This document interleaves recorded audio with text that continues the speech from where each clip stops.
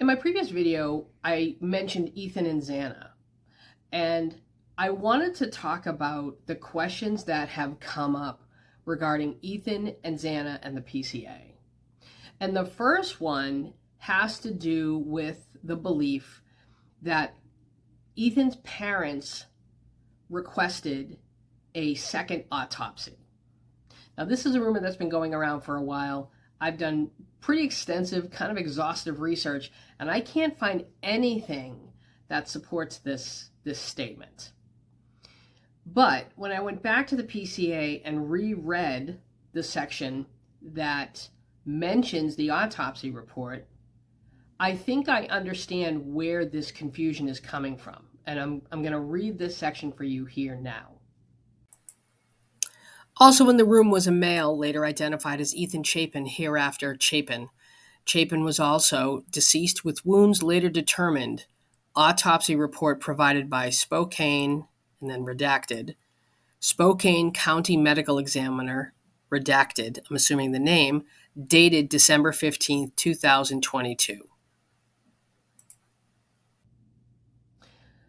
So, first of all, I think the fact that there's that gap in between the sentence and things are redacted, I think that's adding to the confusion. But I also think that people are interpreting that sentence incorrectly because it's split up the way it is and because there's a certain redaction there. And it says that it mentions the date of December 15th, and many people have assumed that means that's the date a second autopsy was performed. And I don't think that's what it's saying. I think what it's saying is that the person who wrote the PCA received the autopsy report on December 15th. So it's not that a second autopsy was performed, it's that Brett Payne or somebody received the report on December 15th. So as far as I know, there was not a second autopsy performed on Ethan. Now I want to talk about all the questions that have come up regarding the inconsistencies in the PCA when they document the injuries that each victim received. Many people have noted that each one of them, each of the injuries are described differently. And so a lot of people have inferred that means that two tools, weapons were used, and therefore more than one person is involved. And I've also heard people say that Kathy Mabbitt, the coroner, implied that there could have been more than two tools used. And I remember seeing this part of an interview as well. I cannot find it, but as I said in a previous video, it's really important to remember that she has to be very careful about what questions she answers and how she answers them so as not to create hysteria or rumors, etc., or to not give away pertinent details that law enforcement want to keep to themselves so that they can filter out the tips or the witnesses or the suspects that aren't credible. So I do remember the coroner saying something that could have made people think she was being hush-hush about there being two weapons. But I think she was just being more cautious. Now, with that said, I watched a video by a creator named Two Crime Design. And in this video, they were talking about what sharp force trauma entails. And I'm going to play that clip for you here. Blunt trauma and sharp force trauma. Blunt trauma results from an impact with a dull, firm surface or object. Blunt trauma is typically caused by contact with a solid, firm surface, such as the floor or ground, or an object like a fist, bat, or bottle. Blunt trauma injuries include abrasions, bruises, contusions, hematomas, avulsions, fractures, and lacerations. Sharp force trauma describes an injury produced by an instrument with a thin edge or point, i.e., sharp cutting instruments. Sharp force injuries include stab wounds, incised wounds, and chop wounds. So, this term, sharp force injury, encompasses essentially these three separate but related injury types. Now I'm going to go back to the PCA and I'm going to show you how Kaylee, Maddie, Ethan, and Xana, how their bodies were described when they were found.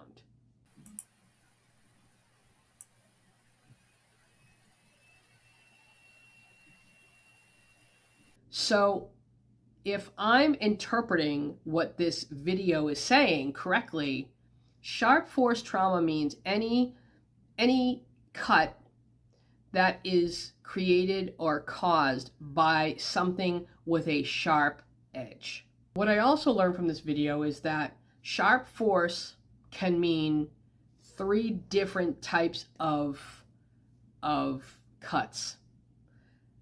It can be rhymes with tab. It can be a slice, or it could be a chop.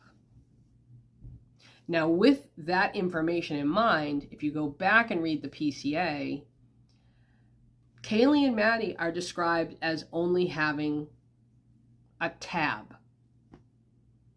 They're said to have been tabbed. Ethan is said to have sharp force injuries.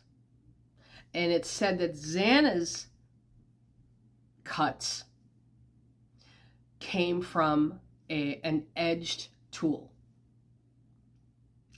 Now, I'm interpreting that to mean that Ethan and Xana, they experienced more than one kind of cut, which is why how they're described is a little bit more vague, a little bit more general, compared to Kaylee and Maddie, where their description is far more specific. I think these vague terms were used on Ethan and Xana because they experience more than one type of cut. Now, this section of the video, it's going to be a little graphic, so I want to issue a trigger warning. Now, after the PCA was released and the gag order was released or went into effect, some things started being leaked to the media, and one of them was about where Ethan was found. Ashley Banfield reported that an anonymous source had told them that Ethan had been found in the hallway and that his throat had been cut. I've said before, I know Kaylee's mom said that Hunter Johnson told them that Ethan was blocking the door. I don't believe that. I think Ethan was in bed. The investigation discovery documentary has the person being interviewed quoting the police as saying Ethan was found in bed. So I believe Ethan was found in bed. At the time, I didn't believe anything about his neck.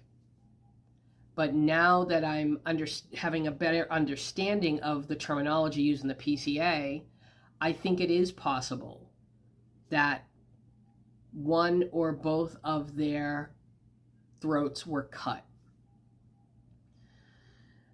And it also brings up the Annie Elise video where she talked about the insider information she received from a friend's husband who was an FBI agent. And one of the tips she received was about Ethan and about some damage done to his legs. And I'll post a link to the video so you can understand what I'm saying here. And I didn't believe this at first. I thought, oh, it's just too gross. That's just someone being dramatic. And now that I understand the terminology better, I think it is possible.